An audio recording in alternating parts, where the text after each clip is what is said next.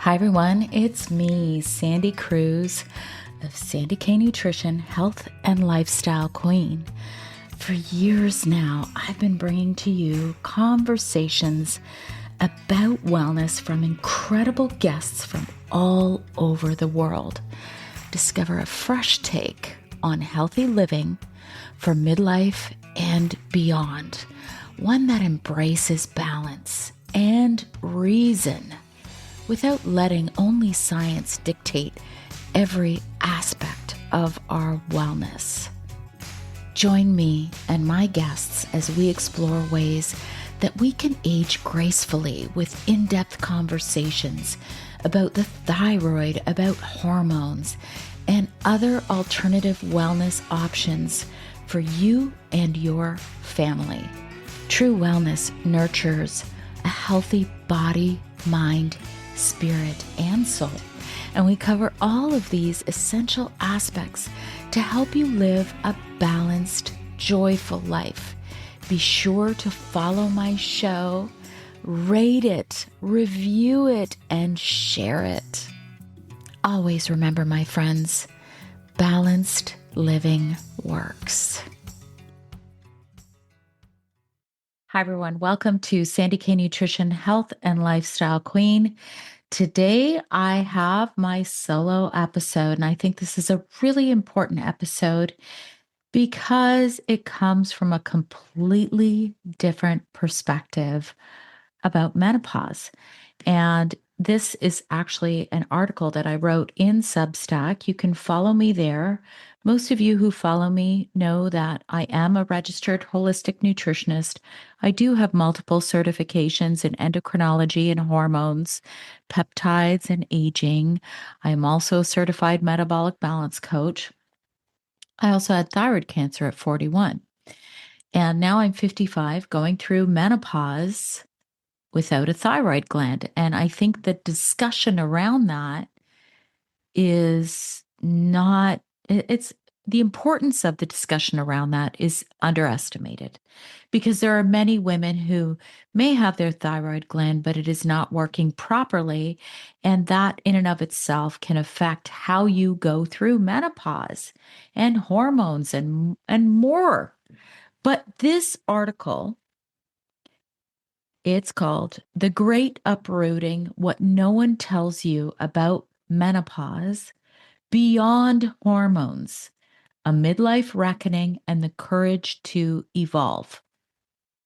You can follow me on Instagram, Facebook, YouTube, anywhere. It's Sandy K Nutrition. And then my Substack is sandycruz.substack.com. And I like to write because I am actually an English literature graduate. So writing is really part of my passion. So I'm going to read this article to you because we hear so much information about menopause, but nobody really talks about the more spiritual aspect of this really major transition that women go through in their lives. Okay, allow me to begin. This might not be an easy time. There's rivers to cross and hills to climb. Some days we might fall apart, and some nights might feel cold and dark. But nobody wins afraid of losing, and the hard roads are the ones worth choosing. Someday we'll look back and smile and know it was worth every mile. This is from the song Starting Over by Chris Stapleton. Everyone is so busy listening to all the menopause experts speak about the benefits of bioidentical hormones and quieting all those menopausal symptoms to contribute to our longevity. Great. This is useful, but what about the deeper meaning behind those symptoms that we are so busy silencing? I've come to realize that the reason I've been living through what feels like the world's longest perimenopause is this: to write this piece, and in doing so, help other women understand the much deeper metaphysical purpose of this transition. This isn't the medical story. We already know that, but the soul level initiation that menopause truly is. So, what is the deeper meaning behind this powerful transition we call menopause? These are quotes. Wow, she's become such a miserable bitch. She must hate her life. She's become a complete lush, drinks heavily, is so wasted at every event. She's become a shut in, goes nowhere, and sees no one. She's getting a divorce after 25 years of marriage. Her health in every way has crumbled. She was diagnosed with cancer. The hot flashes, vaginal dryness, and more have become my living hell. These are a few scenarios. Perhaps you recognize some. Maybe you don't remember any of them because you're too busy drinking and trying to forget these feelings from deep within your heart and your gut. Menopause is so much more than hot flashes, sleepless nights, dryness, and wrinkles. It is the fallout before the rebuild. If you choose to notice and see it for what it is my heart okay with all these changes? Menopause is about living from the heart and not the head. I'm going to provide you with some stats taken from a search that I conducted relating to some research I wanted to look for with main points about menopause that aren't often spoken about. The peak divorce age, women tend to initiate divorce most often between 45 and 55, the core years of perimenopause and menopause.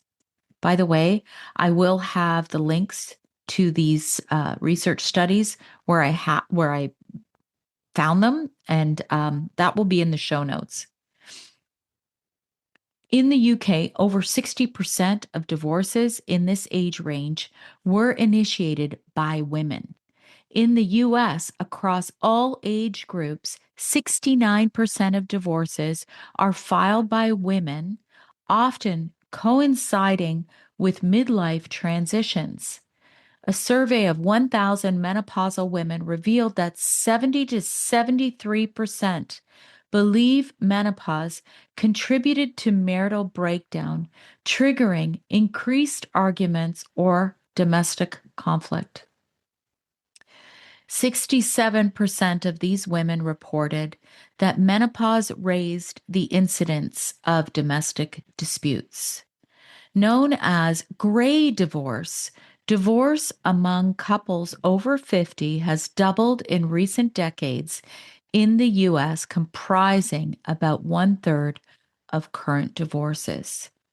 In Europe, when the wife is ill, the chance of divorce jumps by 60% compared to couples where both partners are healthy.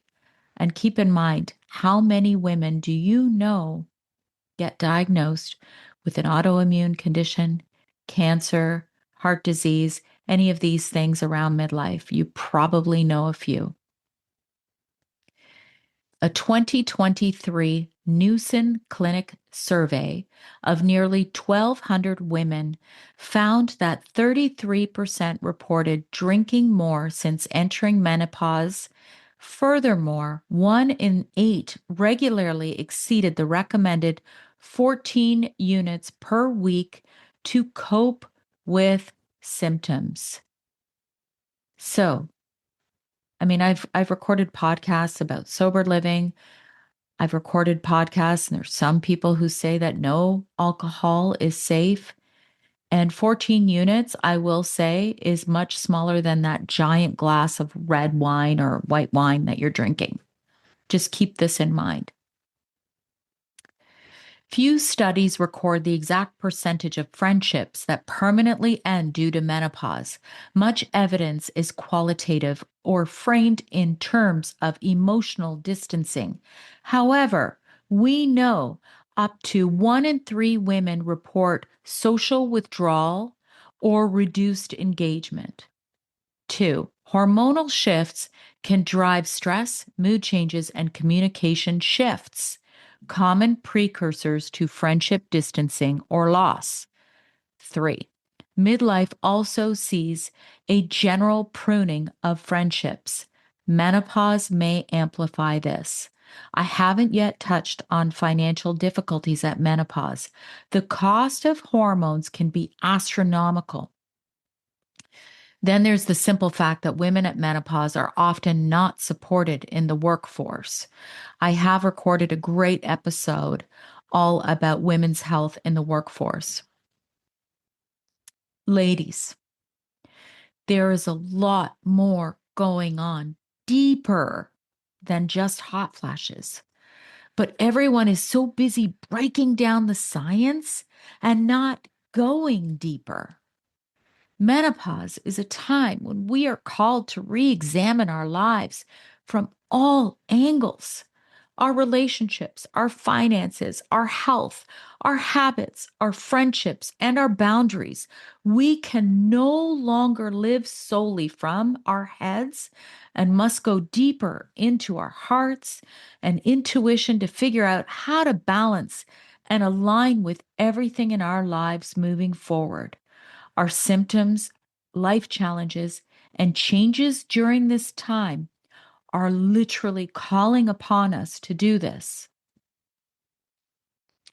This all sounds so hard, and the resulting data isn't exactly encouraging. It's hard, and most people don't even know where to begin.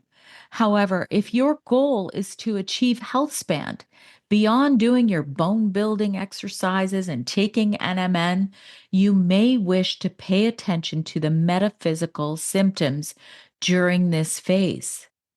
Gosh, I'm growing a little tired of hearing advice from 30-year-olds who have a big following telling people to start taking NMN because they heard it from another health influencer. So I'll give you my step-by-step guide. That's a joke, by the way, because there is no specific guide. But what I can offer you is some insight and some wisdom on how to go deeper. Choose what resonates with you and your soul. Look within. I have faced situations so challenging that they brought me to my knees. And I know that I'm not alone in this. However, these situations are there to show me where to make life changes. So I learn and I alchemize, and then I share to help others. This is a significant part of my purpose. Finding yours is really important at this age. I believe that many of the grim stats about women at menopause are because of the following. We cut off and cut out people because we're angry at our life, angry at who we've become, and with our circumstances. We numb ourselves and prefer to glide into old age without thinking deeply enough to assess our lives. We we busy ourselves with so much, like travel and fun and all these great things. They're all part of life, but we're so busy in our lives that we don't see our lives for what it truly is. We have a loss of identity and true, deeper connections. We might experience no defined purpose except to say, I'm going to retire at age 60. We have unresolved trauma and emotional numbing. We've accumulated negative and subconscious beliefs that are so vast that we don't even know that they're there, but they're running programs in our background constantly. You'll need to get quiet to begin. This isn't about uprooting everything in your life all at once and ending relationships with people who piss you off, or going to the rainforest and taking ayahuasca either. It's about getting quiet enough for you to notice what doesn't work to support your peace, your health, your joy. What in your foundation has cracks that are widening? This stage in your life is where you'll notice them if you allow it, and you will get many signs. Start journaling the minute you wake up. People often say, I'm not a writer. No one is reading your work, so who cares? Is this just an excuse not to get quiet? Here, if you don't know what to write, write this one line every morning. What does my soul want me to know today? Start here. Let the words roll from your heart onto paper. Don't think about it too much. Just write using this one prompt, which has been my go-to prompt for many years. Now, when I don't know what to write, I still use it. Many of us busy our lives as a form of avoidance because looking at the true or deeper issues may be too scary. Ever see those people who fill their time so much that when they are at home, all they can do is flop down on the couch from sheer exhaustion, no time for independent reflection, too tired to even be present in your own life? You do not need a buddy for a mindfulness session. You do not need a buddy for a nature walk. Could you do these things alone often enough to make it count? It's not about taking a girl's spiritual trip once a year. Ask yourself why you don't like to be alone if this is hard for you. Can't enjoy your partner without that bottle of wine to share between you? Can't participate in an event without alcohol? Every time you spend time with a particular group of friends, do you come home more depleted than energized? Do you feel worse, or do these interactions contribute to joy in your life? What are the cold, hard truths about your friendships? Do they take more than they give? Do they support you in your life, or do they break down what you're trying to build for yourself for your future? This might be a big aha moment for you. Longevity alone doesn't make a friendship meaningful. Just because you've been in their lives for a long time doesn't mean that they need to stay as a vital part of your life. Now is the time to notice which relationships truly offer depth, love, enrichment, and support, and which do not. Ask yourself, will these friendships nourish the next phase of my life? I'm not referring to acquaintances, as it's fine to have many of these. I'm talking about the people invited into your most sacred space, your energetic circle. Analyze these closer relationships. Remember the saying, you are who you keep company with. There's truth to this. Do you have closer friendships that are giving you a feeling as if they don't support you? They probably don't if your intuition is attuned. But before you go and cut out this friendship, keep listening. Be sure that it's not your own limiting beliefs that are giving you this feeling. Let's now analyze the metaphorical symptoms of menopause that relate to the wide range of menopause symptoms everyone is talking about. Metaphorical symptoms are emotional, psychological, or physical symptoms that symbolically represent deeper unconscious conflicts, unmet needs, or unresolved trauma, rather than just arising from straightforward biological causes. They're a concept that's often explored in psychosomatic medicine and holistic or spiritual healing approaches. Dry eyes at menopause. What is it that you're unwilling to see in your life? Left eye, what's happened in the past? Right eye, what's happening right now that's unclear that you may not be willing to see? Hot flashes, what inflammation is going on internally? What's causing heat and anger from deep within you? Joint pain, where is the pain? Read Yvette Rose's Metaphysical Anatomy and or Julia Cannon's Soul Speak. I've recorded podcasts with both of these amazing women. You may be surprised to learn that these physical pains can be linked to emotional aspects of our lives. Go back to my podcast. I'll link them in the show notes, but you're going to want to listen to these. Because these topics are so complex, you're going to have to continue on your own with your own personal analysis. You'll love it if this stuff interests you. So, I'm not saying not to use bioidentical hormones. I would be far worse off if I weren't on them. Everyone's experience is different, and there is enough research to show how much these hormones enhance longevity and help you live with these symptoms. However, remember that these symptoms serve as a purpose, so maybe quelling them to a point of complete silence may not serve you best. Find your balance here and do what makes sense for you. So I'm not saying run out and get a divorce. I'm not saying live alone in isolation with no friends or relationships. As we know, this doesn't support longevity, by the way, as per the blue zones and all the research out there. Pay attention and renegotiate necessary sacred contracts within our lives to support true peace and longevity beyond menopause. I'm not saying go and lay blame on everyone and everything in your life without taking accountability for your part in it all, for your own story.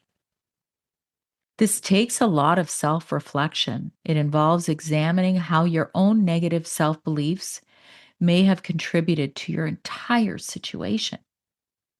It takes breaking some of those negative beliefs that you may have formed, which may cause unfavorable patterns in your life. If you want guidance here, I've recorded with Brenda Ferrugia of So Brilliant, who can guide you. That will also be in the show notes, her links. She's an incredible person. So, no, it's not all about them and how they're treating you. While this may be a wake up call, this mode of thinking is more of a victim state. It is sometimes necessary to identify areas for self improvement that you can work on to change within yourself, and everything else falls into its rightful place. And remember, any of these unfavorable situations serve as mirrors for you. It can be about imbalances in friendships and relationships, but how are you to identify these imbalances in an unbiased way unless you do some self reflection? What are you personally calling into your life through your subconscious beliefs? This part is crucial to identify. Start working on yourself. Peel off those negative belief patterns and see how much more light you let into your life. As my beautiful friend Brenda Ferrugia says, sometimes your light can irritate those who carry a lot of darkness within them. What tends to happen is either they come back around when they've done their own self reflection, or they fall out of your life organically. You may repel those who are triggered by your light. And this is what I mean by they fall out of your life organically. So it's not about what you see on TikTok and boundaries and just cutting everyone out of your life, although this can happen too. But when you begin working on yourself and your own negative beliefs, this often can happen just organically. I've had long term friendships fall away from my life. I don't miss them.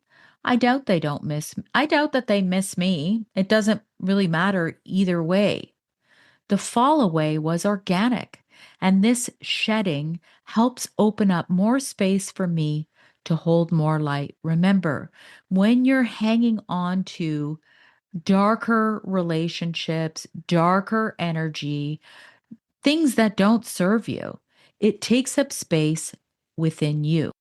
All the things that are not compatible with your core vibration are doing their best to get away as far away from you as they possibly can. The only reason they may not be is because you're holding on to them and not letting them go. That's from Bashar. That was a quote.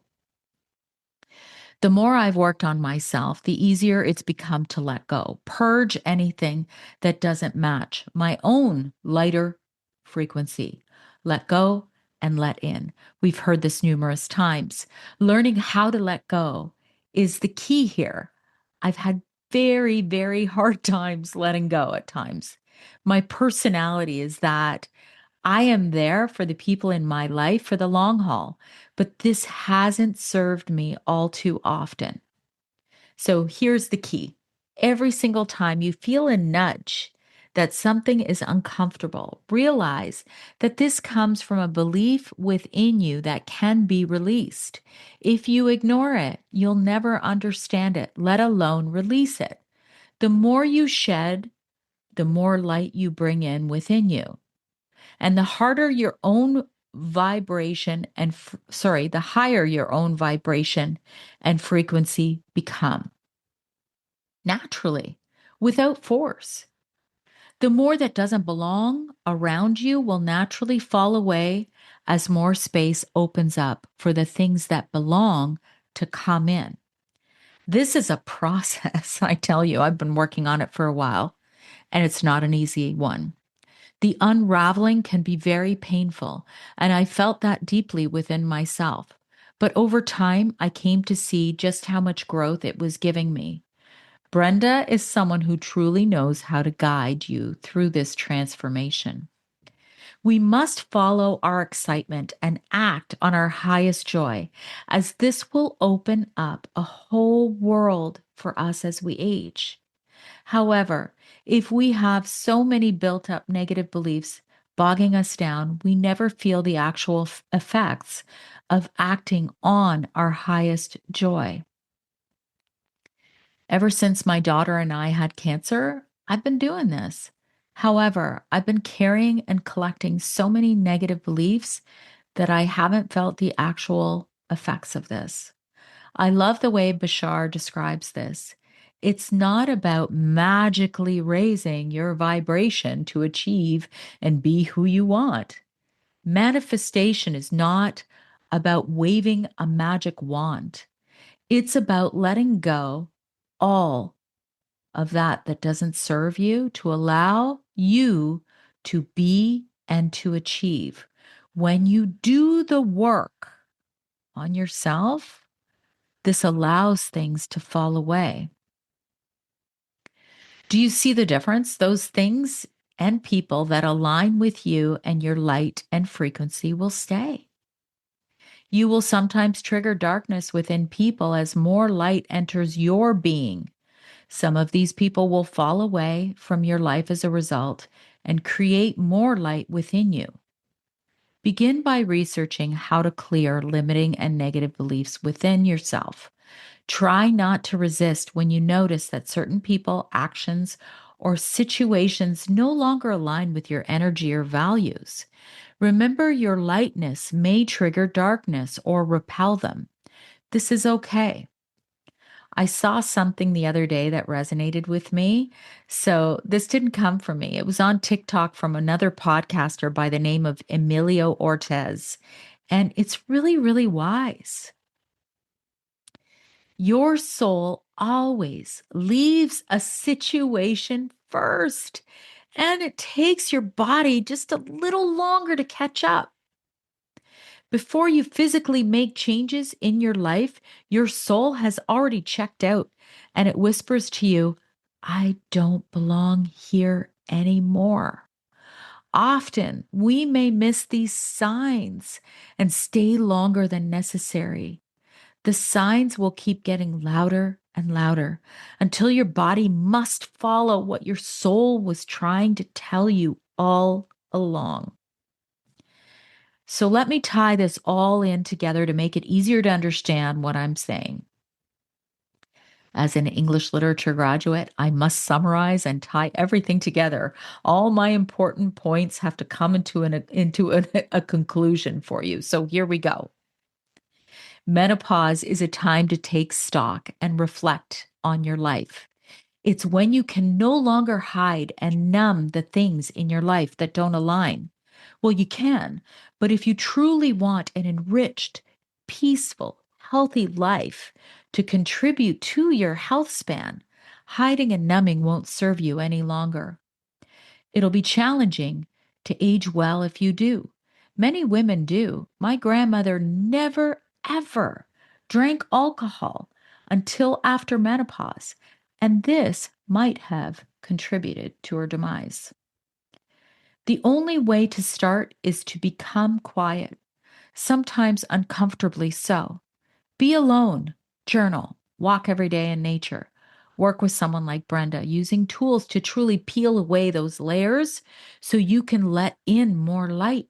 It's never about blame and shame. It's about peeling things off your essence to allow your brightness to shine. Brenda can help to dismantle all those limiting and subconscious negative beliefs formed throughout your life that are causing repeated patterns that no longer serve you as you move into a very special phase in your life. And I'm going to tell you, complete transparency, I am not an affiliate of Brenda's, and I'm not getting paid to speak about Brenda. She's been a guest on my podcast twice. She is going to be coming back again.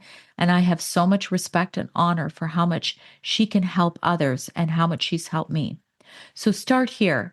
I hope this article was helpful and offers a very unique perspective of menopause, something you haven't heard before. The purpose of my article and my podcast is to show you that you're not alone in how you feel, and your feelings are very real. And go deeper to call you to do the work to forge ahead in what can be a very exciting phase of your life. Hiding, masking, numbing, it won't help you on your journey towards a healthy and peaceful life. So, there you go, my friends.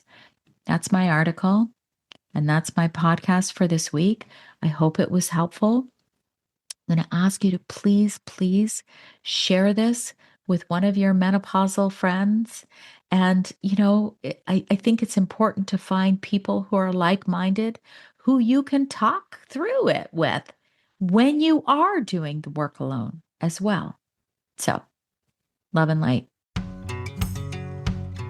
I hope you enjoyed this episode. Be sure to share it with someone you know might benefit. And always remember, when you rate, review, subscribe, you help to support my content and help me to keep going and bringing these conversations to you each and every week. Join me next week for a new topic, new guest, new exciting conversations to help you live your best life.